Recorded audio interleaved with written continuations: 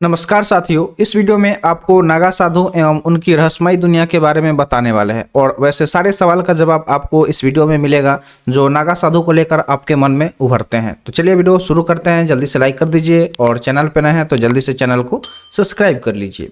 हमारे देश में हर 12 साल में आयोजित होने वाला भव्य आध्यात्मिक समागम महाकुंभ मेला दुनिया भर में लाखों श्रद्धालुओं को अपनी ओर आकर्षित करता है। इस भीड़ में रहस्यमयी नागा साधु भी शामिल होते हैं जो अपनी विशिष्ट उपस्थिति और रीति रिवाजों के कारण आकर्षण का केंद्र बन जाते हैं।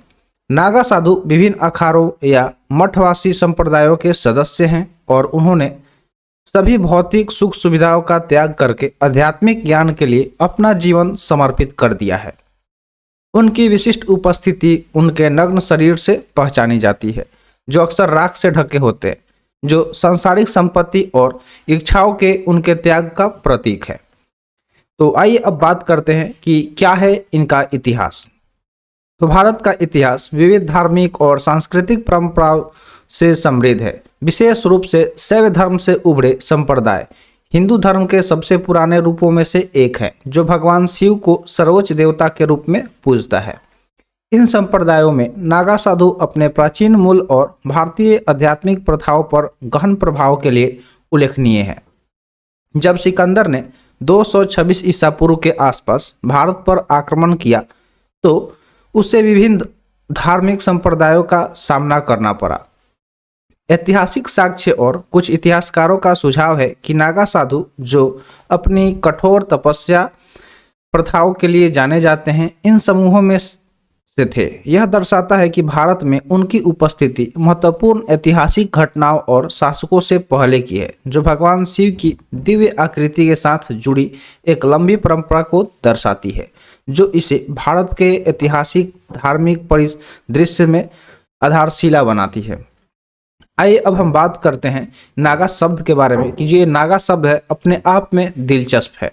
तो नागा शब्द अपने आप में दिलचस्प है। कुछ विद्वानों का मानना है कि इसकी उत्पत्ति संस्कृत शब्द पहाड़ से हुई है, जिसका अर्थ है पहाड़ी या नागा कहने जाने वाले पहाड़ी क्षेत्रों में रहने वाले लोग। यह व्युत्पत्ति संबंधी विकास इस तपस्वी समुदायों की भौगोलिक और सांस्कृतिक जड़ों को दर्शाता है। दिगंबर जैन, जो अपनी आकाश वस्त्र यानी कि नग्न परंपरा के लिए जाने जाते हैं, कुछ दार्शनिक और तपस्वी समानताएं भी साझा करते हैं जो संभावित साझा उत्पत्ति या कम से कम पूरे इतिहास में आपसी प्रभाव का सुझाव देते हैं। इसके अतिरिक्त अद्वैत वेदांत के सिद्धांत को मजबूत करने का श्रेय पूज्य दार्शनिक आदि गुरु शंकराचार्य को जाता है, जिन्होंने पूरे भारत में अखाड़ों के नाम से मठवासी संस्थाओं की स्थापना की। सांस्कृतिक और धार्मिक उथल पुथल के समय मंदिरों और आध्यात्मिक शिक्षाओं की रक्षा और संरक्षण के लिए नागा साधुओं सहित हिंदू तपस्वी को संगठित करने में इनका महत्वपूर्ण योगदान था। चलिए अब हम बात करते हैं नागा साधु के बारे में कि नागा साधु बनना एक गहन आध्यात्मिक यात्रा है। तो नागा साधु बनने की राह पर चलना सिर्फ एक निर्णय नहीं है, यह एक परिवर्तनकारी यात्रा है जिसके लिए बहुत समर्पण और अनुशासन की आवश्यकता होती है।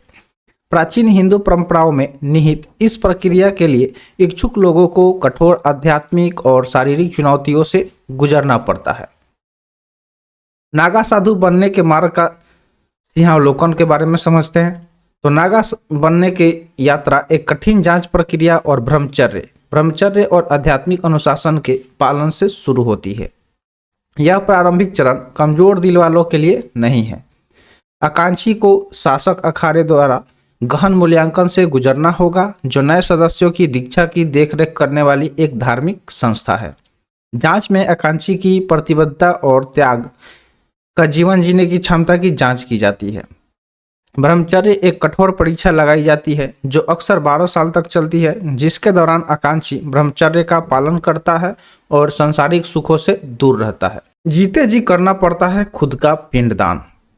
प्रारंभिक चरण के सफल समापन पर आकांक्षी पंचगुरु और पिंडदान अनुष्ठानों से गुजरता है। जब कोई गुरु आकांक्षी को तैयार समझता है तो उन्हें शिव, विष्णु, शक्ति, सूर्य और गणेश देवताओं के प्रतीक 5 आध्यात्मिक मार्गदर्शनों से मिलवाया जाता है। ये गुरु आध्यात्मिक निर्देश और मार्गदर्शन प्रदान करते हैं। दीक्षा या आध्यात्मिक दीक्षा प्राप्त करने के लिए आकांक्षी खुद का पिंडदान करता है, जो एक प्रतीकात्मक अनुष्ठान है जो आमतौर पर किसी के पूर्वजों के अंतिम संस्कार के साथ जुड़ा होता है।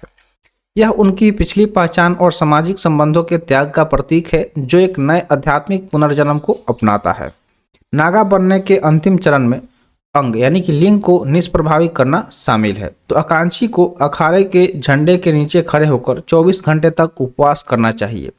यह क्रिया आकांक्षी की अपने नए जीवन के प्रति अटूट प्रतिबद्धता को दर्शाती है, जिनमें गहन शारीरिक और मानसिक शुद्धि से गुजरना शामिल है।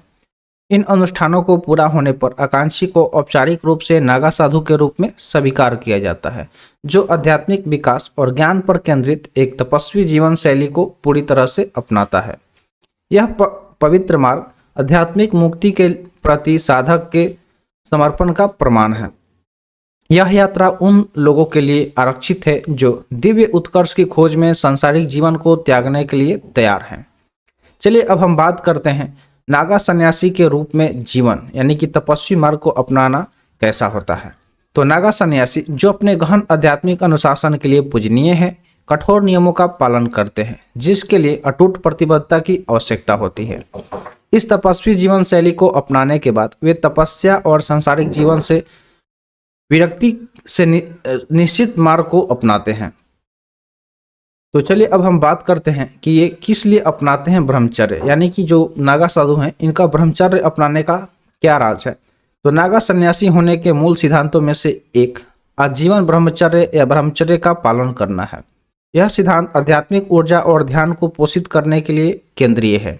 इसके अतिरिक्त नागा सन्यासी कपड़े पहनना छोड़ देते हैं, जो भौतिकवादी आसक्तियाँ और सामाजिक रूढ़ियों के उनके त्याग का प्रतीक है। तो चलिए अब हम बात करते हैं कि बालों को लेकर क्या है नियम, यानी कि ये जो नागा साधु को आप देखते होंगे कि इन लोगों का बाल बड़ा बड़ा जटा वाला होता है, तो इसको लेकर क्या नियम है चलिए समझते हैं। तो जब बात बालों की आती है तो नागा सन्यासियों को या तो लंबे उलझे हुए बाल रखने की आज़ादी होती है, जिन्हें जटा कहा जाता है, या फिर वे अपने सिर को पूरी तरह से मुड़वा सकते हैं। यह निर्णय बेहद निजी होता है और उनकी अनोखी आध्यात्मिक यात्रा और मान्यताओं को दर्शाता है। आइए अब हम बात करते हैं इनके भरण पोषण के बारे में कि कैसे होता है भरण पोषण। तो नागा सन्यासी का भरण पोषण केवल भिक्षा या दीक्षा से होता है, जो दूसरों की दया पर उनकी निर्भरता को दर्शाता है और विनम्रता को मजबूत करता है। उन्हें अधिकतम 7 घरों से भिक्षा मांगने की अनुमति है। यदि उन्हें भिक्षा नहीं मिलती है तो वे स्वेच्छा से भूख को गले लगाते हैं, जो उनके संकल्प और अनुशासन का प्रमाण है। अब बात करते हैं क्यों सोते हैं जमीन पर। अक्सर आपने देखा होगा जो नागा साधु होते हैं वो जमीन पर ही सोते हैं, तो इसके पीछे क्या राज है चलिए समझते हैं। जमीन पर सोने का नियम सादगी और संयम के प्रति उनकी प्रतिबद्धता को और भी दर्शाता है। किसी भी तरह की विलासिता या आराम से दूर रहकर नागा सन्यासी भौतिक इच्छाओं और विकर्षणों पर विजय पाने की प्रयास करते हैं और पूरी तरह से आध्यात्मिक विकास पर ध्यान केंद्रित करते हैं। ये नियम भौतिक दुनिया के विकर्षणों और आसक्तियों से मुक्त होकर गहन आध्यात्मिक ध्यान का जीवन जीने को बढ़ावा देते हैं।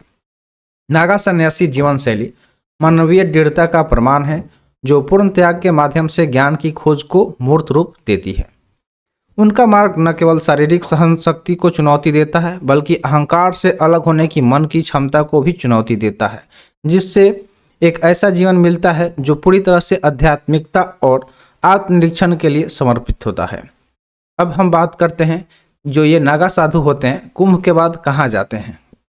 तो हिंदू आध्यात्मिकता के तपस्वी योद्धा नागा साधु कुंभ मेले के दौरान एक रहस्यमय और आकर्षक दृश्य होते हैं, जहां वे बड़ी संख्या में एकत्रित होते हैं, जो भक्तों और पर्यटकों का ध्यान समान रूप से आकर्षित करते हैं। हालांकि ये रहस्यमय आकृतियां उत्सव समाप्त होने के बाद सार्वजनिक जीवन से गायब हो जाती है, जिससे कई लोग उनके ठिकाने के बारे में सोच में पड़ जाते हैं। नागा साधुओं को एक कठोर और एकांत जीवन जीने के लिए जाना जाता है, जो अक्सर सांसारिक दुनिया से बहुत दूर होता है। ऐसा माना जाता है कि कुंभ मेले के बाद वे एकांत और आध्यात्मिक समृद्धि की तलाश में जंगलों की गहराई में यात्रा पर निकल पड़ते हैं। उनकी यात्राएं आमतौर पर अंधेरे की आड़ में शुरू होती है, ताकि यह सुनिश्चित हो सके कि वे मानव समाज की हलचल से अनदेखे और अप्रभावित रहें। यह रात्रिकालीन गतिविधि जानबूझकर की जाती है जिससे वे गांवों और कस्बों में किसी भी की नज़र में न आए, क्योंकि वे जंगल के भीतर सुनसान और एकांत स्थानों पर डेरा डालना पसंद करते हैं। चलिए अब हम बात करते हैं इनके संचार के बारे में। ये जो संचार है वो कैसे करते हैं।